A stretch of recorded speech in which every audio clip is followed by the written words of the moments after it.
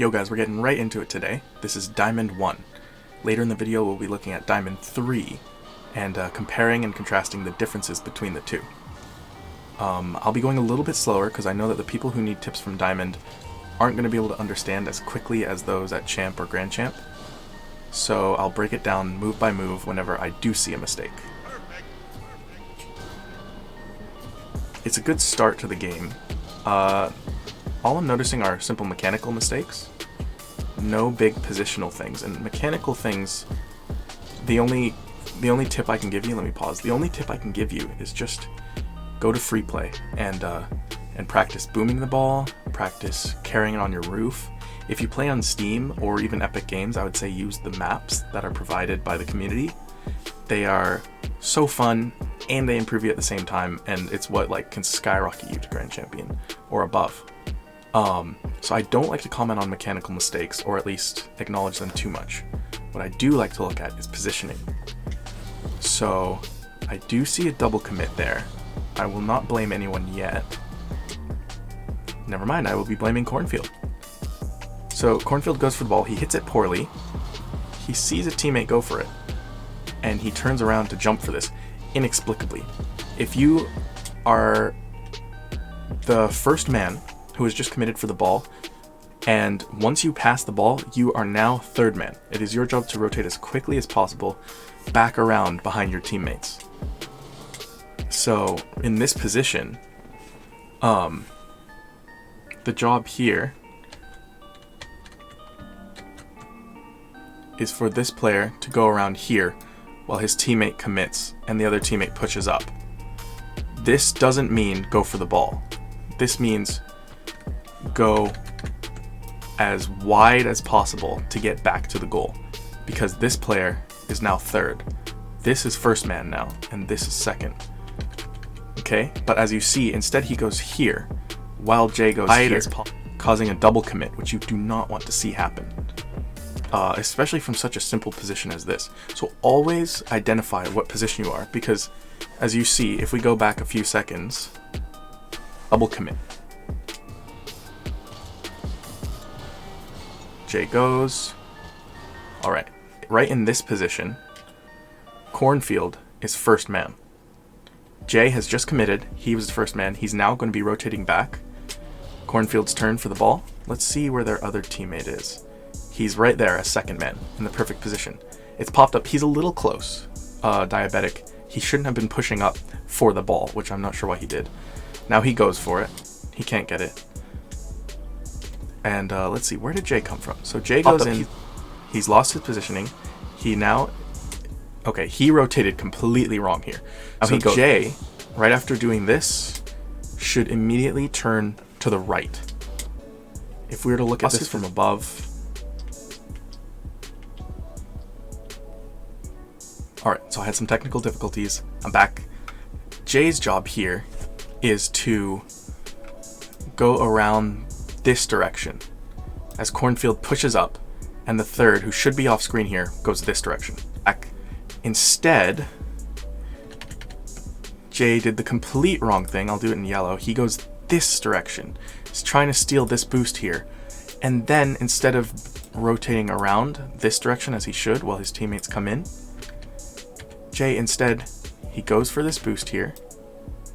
He goes up the wall to meet the ball while his teammates are coming in this way, resulting in one double commit before the second double commit, where another teammate does the same kind of move, rotating wrong and coming back into the play to try to get the ball.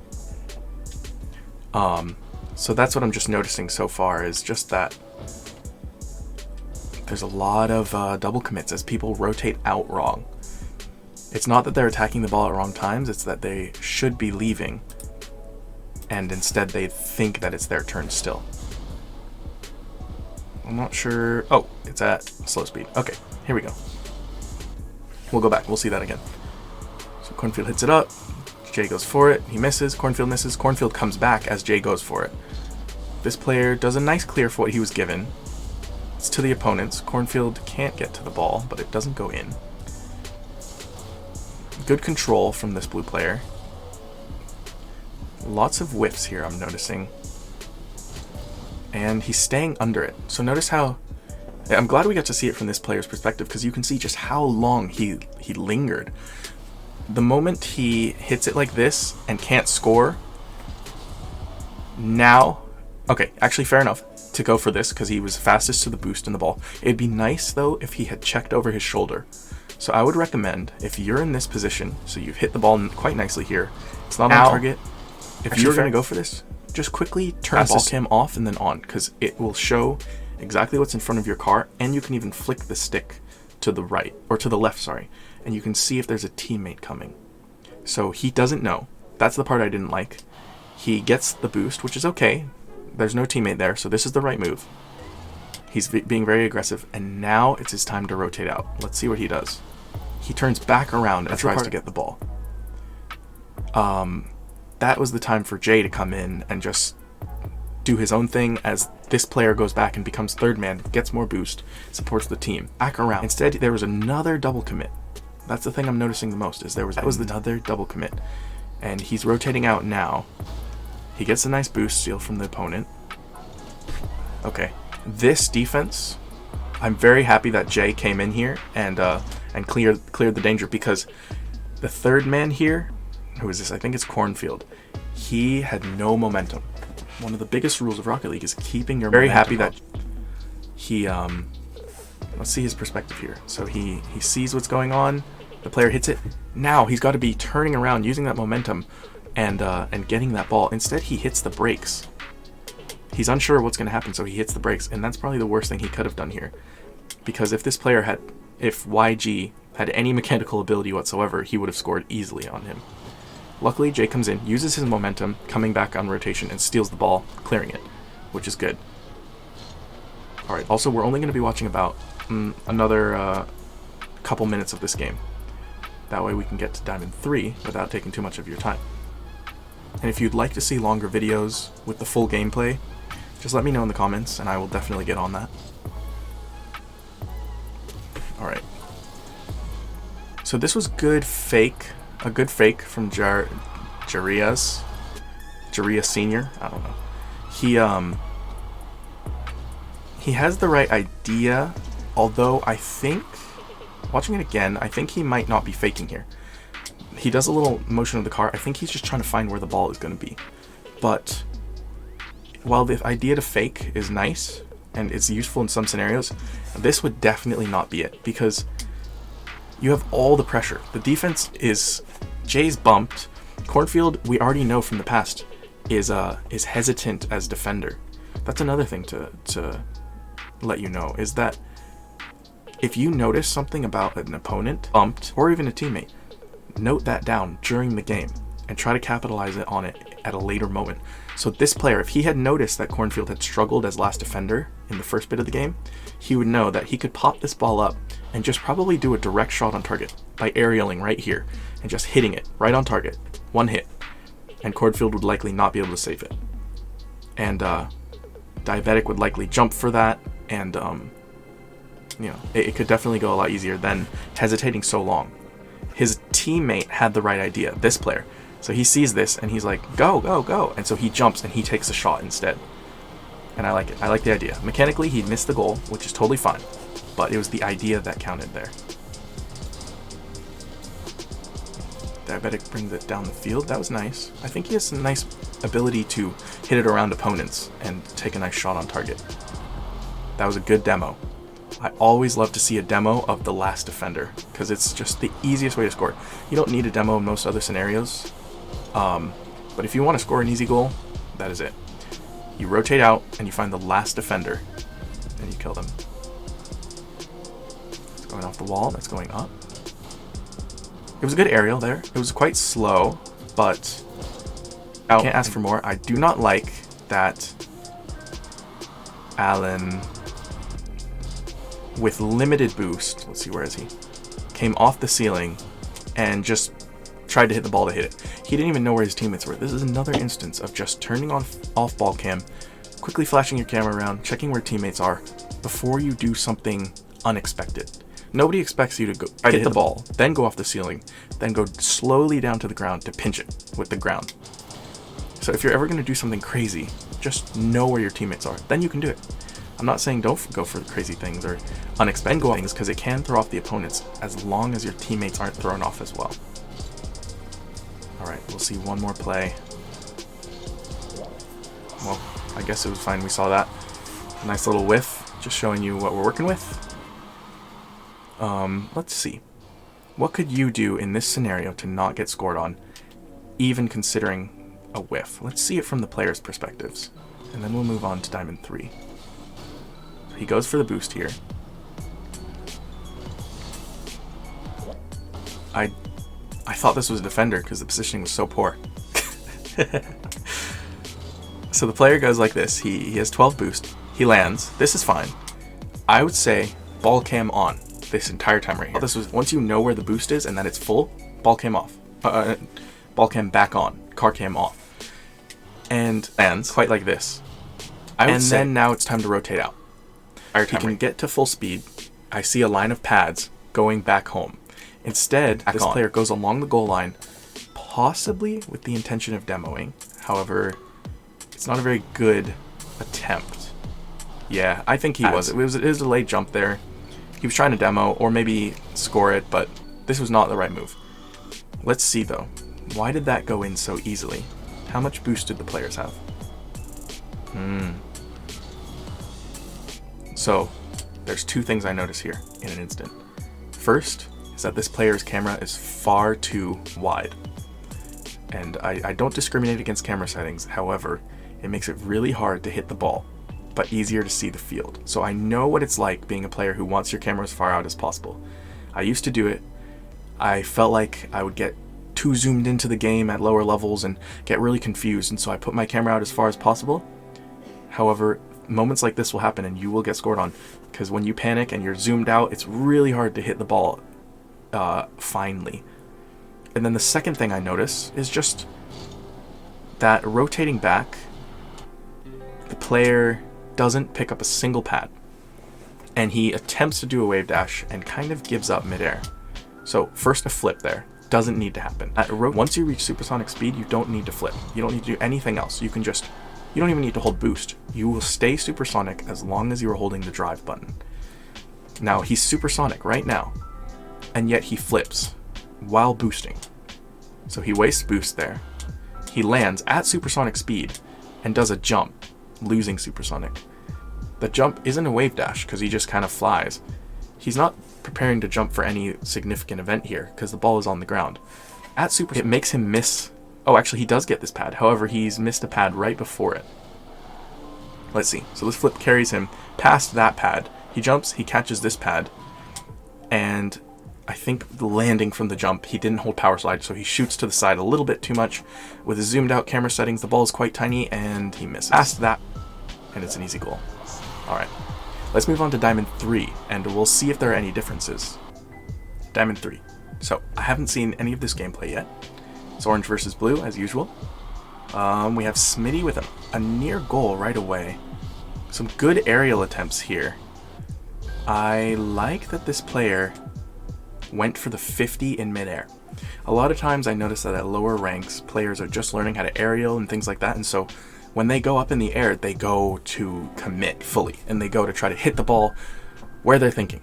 This player is used to going up in the air. So that's one thing, is just mechanics are clearly better because he's confident enough in his ability to hit the ball that he knows that he doesn't actually have to hit the ball.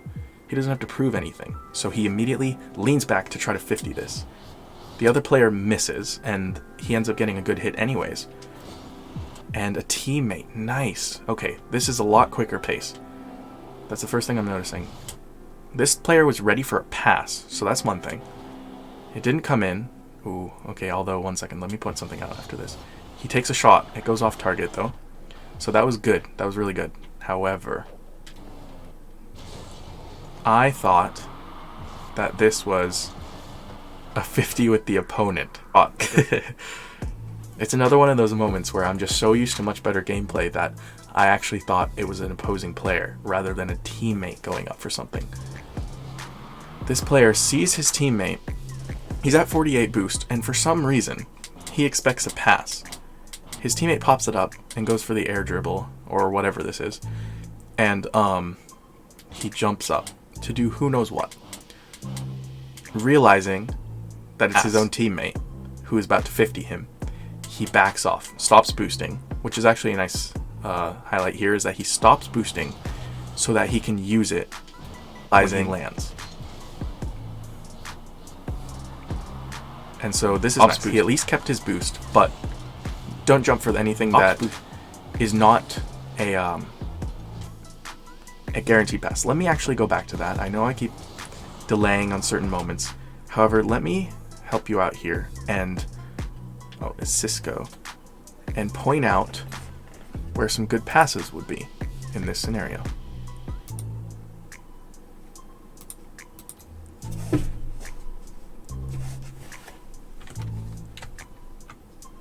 All right.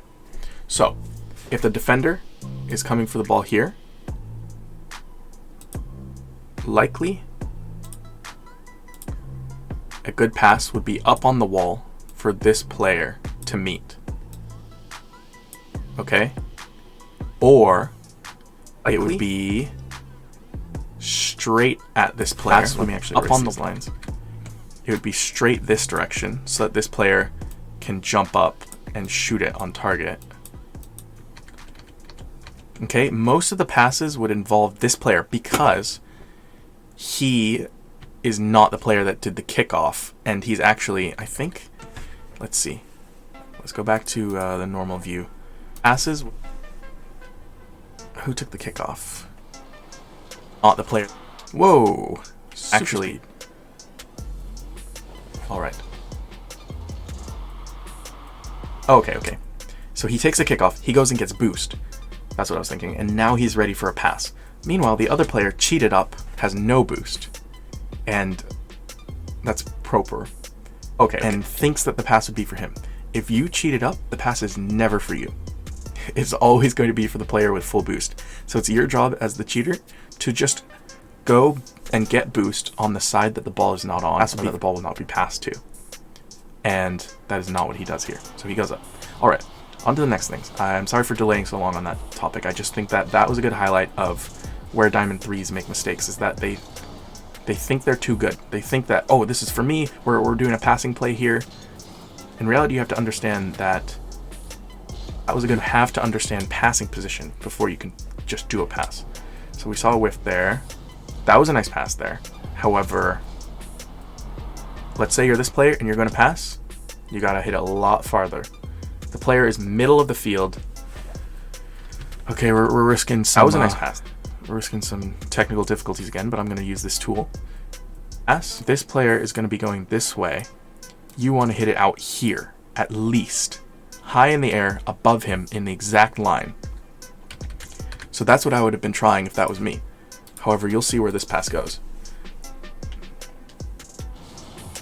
You see that? High in the air, exact line. It was very quick. That's what I would have at super speed. That's where the pass goes. So I like the idea, however the execution could have been much better. I would almost say if you can't execute a pass, don't try it. You can try to position yourself for passes from your teammates who might maybe be better, but if you can't pass, don't try it in intense situations. Or, I'm not sure how to explain myself because I do know that it's good to practice things. However, that is not a way to rank up until you're mechanically sound enough to start passing. And even I am not at that level yet where I can consistently get great crazy passes going, and I'm Grand Champion 2. So Diamond 3s can work on a lot more things before they practice passing. And all the passing on this team, never mind. I assumed that they were a team. However, they are solo queue. So it is a thing, I guess. Diamond 3 is where you start trying to pass. They just don't seem to be working.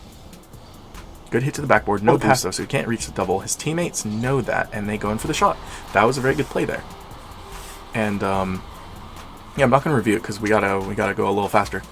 But so far I am impressed with the Diamond 3 gameplay, and I just want to make that clear. I'm nitpicking a little bit more because I know what they are capable of, and I remember being Diamond 3, and those games weren't very intense compared to... Actually, Diamond 1 at a time was very intense as well. However, those games felt mechanically advanced. Speaking of, a nice whiff from the player with TikTok in his banner. A good pass out. Poor shot. Okay, this play was excellent. And I know for a second it sounded like I was not going to say that. However, I am very impressed with the players here for collecting it on the wall first, seeing a teammate, and actually executing the pass. And that's a big step. As I was saying, don't try to pass too often. Rest with the if you can't even execute. He does execute. His teammate's ready for it. He jumps up, takes a shot. The shot could have been a little bit better. It's off target, which is okay. And Cisco goes towards it, and it falls apart a little bit, but it did look like Smitty was going to get it. So the fact that Smitty misses this means that I don't mind that this player missed, because it's suddenly like, oh my god, I could have actually hit it, which is unexpected. Falls apart a little bit of confusion here. Let's see what happened. Proper should be going in here. So the ball is cleared. I'll have to go back to his view. He should be going in now. I am okay with the hesitation though, because one teammate is stuck in the goal. So I know I'm backtracking on my word here. However, I think this confusion might be this player's fault. Prometheon. If I can change to him. Okay. Let's get to his view. So he gets the boost. He pushes up. He sees Proper start to rotate out. Thinks he's going for the boost and just assumes that it's his ball. However, a little bit more patience could have showed him that Proper was turning around. So he gets close. They both kind of hesitate. Cisco gets a little awkward there too, going a little close to the ball as he rotates back. But Proper takes control nicely. He does a poor air dribble, but it's the thought that counts. A nice hit off the wall. Ooh, that is not what I like. That's not something I want to see. A player with almost 80 boost, seeing the ball go off the wall, it's his turn to reach it, and yet he boosts to the boost. So this is an opportunity, something where if you want to reach the next level, stop thinking about boost over ball. And I know everybody says this, but the moment you know where this ball is going, and you know that it's Proper's rotating out, Cisco just hit it off the wall, it's clearly this pink player's turn. The only thing he should be doing right now is turning to the left 90 degrees and going for this. However, he steals the boost from the back corner, which could have actually been really bad if Cisco had wanted that and had hit the ball and tried to rotate home, because it would have been stolen for almost no reason. That was a good hit there. Hits it around Smitty. Let's see. He goes after this. Clears it. Okay, that was nice. A double commit right there. Let's see. So Cisco. This is interesting, because I would say that Cisco is actually at fault, because he could see Proper somewhat going for it. However, Proper could go a lot quicker. So another thing that I'm noticing is not just knowing what position you are, but indicating what you're going to do. Somewhat like with Proper rotating out and then coming back in and confusing the whole team. This player, you can see the hesitation in his car.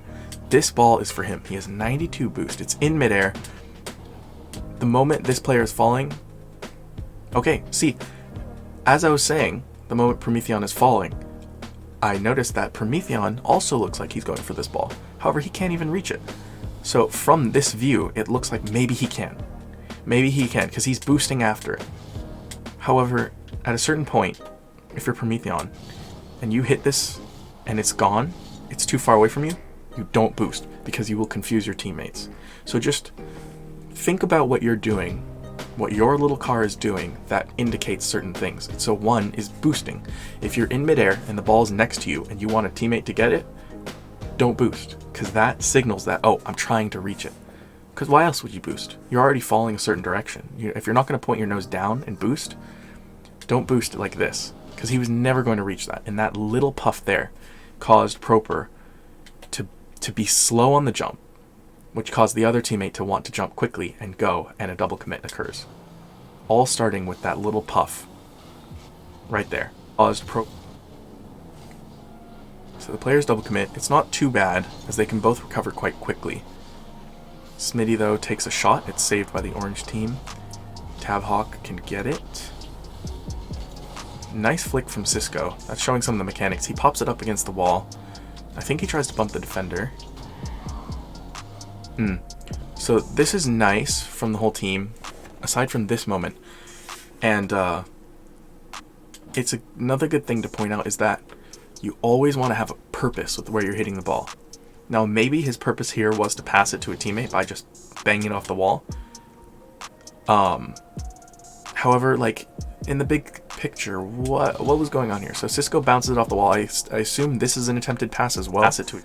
However, he didn't hit it hard enough either. So it's one kind of awkward hit. You can tell that this player is a little confused. Should I go? Should I not? Okay, both players miss. Now it's my turn. What do? Another weak hit. So it's like, what you want some purpose. You keep it close or you hit it hard. And both those players did not do either. They hit it medium against the wall into nothingness. So the blue team takes control.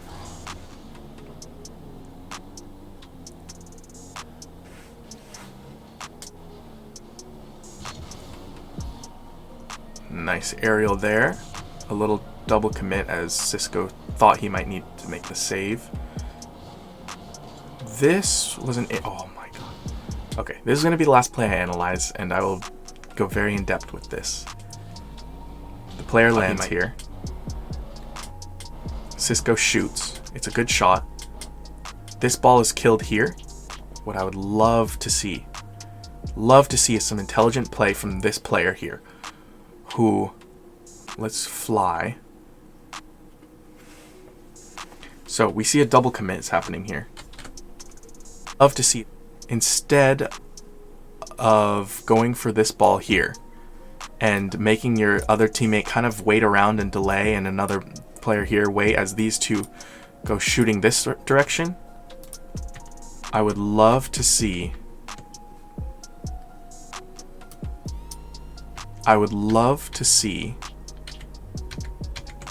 this. A nice demo attempt on the final defender, as your teammate can push up and take the shot, and another teammate pushes up. So if you miss this, it's okay. You have a teammate right behind you prepared to hit this ball or to try to 50 Tavhawk while you rotate out. And it just keeps the pace of play up so much. It's kind of like you do this as this player does this, and then the other player does that, and you're just looping. Instead, this player out, hit the ball, then he waits to hit it again while his teammate kind of lingers around, and then he'll rotate out. And it's a lot more stiff.